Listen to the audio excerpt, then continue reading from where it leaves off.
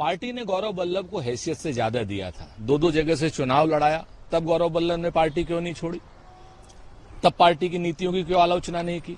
केंद्रीय समिति में उनको सलाहकार की भूमिका में रखा गया, तब उन्होंने पार्टी क्यों नहीं छोड़ी? तब पार्टी की नीतियों की आलोचना क्यों नहीं की? अब लोकसभा के चुनाव हैं, भारतीय जनता पार्टी के कहने से आप पार्टी छोड़ रहे हैं।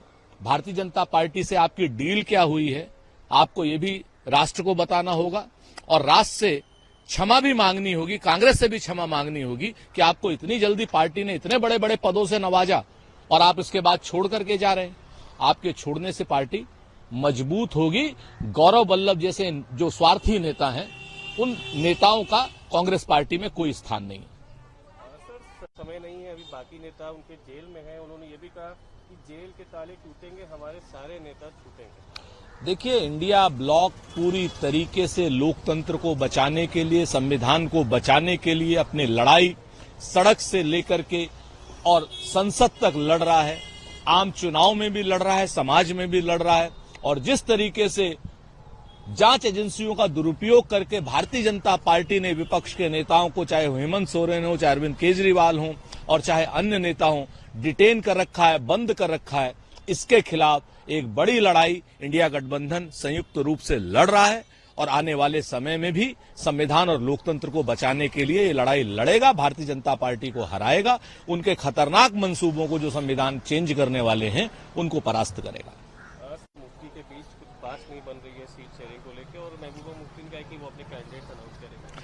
जम्मू कश्मीर के दोनों ही महत्वपूर्ण सदस्य हैं और मुझे पूरी उम्मीद है कि आपस में बातचीत करेंगे, अपने मतभेद सुलझाएंगे और जहां पर अलग अलग दल होते हैं तो निश्चित तौर पर थोड़े बहुत मतभेद सरफेस होते ही हैं। कार्यकर्ताओं के मतभेद नेताओं को नहीं रखने चाहिए। हमें पूरी उम्मीद है कि वो परिपक्व लीडर हैं, वो अपने मतभेद आपस में सुलझा लेंगे। कांग्रेस के अलायंस के नेता है वाइको, उन्होंने कच्चा आइलैंड के इशू पे बोला कि कांग्रेस ने हमेशा तमिलनाडु को धोखा दिया। पिछले 10 साल से नरेंद्र मोदी जी की सरकार है वाइको साहब। पिछले 10 साल से अगर इन्होंने कच्चा तीवू पर एक भी बयान दिया हो तो वो दिखा दें। पिछले 10 साल से एक भी उन्होंने कोई एक्शन किया हो तो बता दें। श्रीलंका को बल्कि उसके आर्थिक संकट से उबारने में भारत की सरकार ने मदद की, $55 करोड़ से ज्यादा दिए। अगर कच्चा तीवू का ऐसा मामला था तो नरेंद्र मोदी जी ने वो मदद क्यों करी? और नरेंद्र मोदी जी ने 10,000 एकड़ से ज्यादा जमीन बांग्लादेश को क्यों दी? हमने तो सिक्किम को अपने देश में मिलाया, हमने तो नेफा को अरुणाचल बनाया, हमने तो पांडिचेरी को अपने देश में मिलाया, गोवा को अपने देश में मिलाया।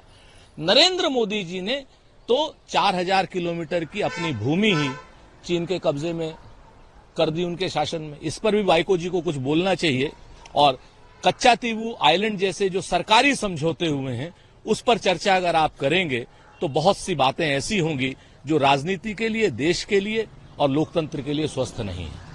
कांग्रेस के लीडर बीजेपी की सांसद है हेमा मालिनी के, उस पर काफी बवाल। देखिए, श्री रणदीप सुरजेवाला जी कोई अभद्र टिप्पणी नहीं कर सकते हैं।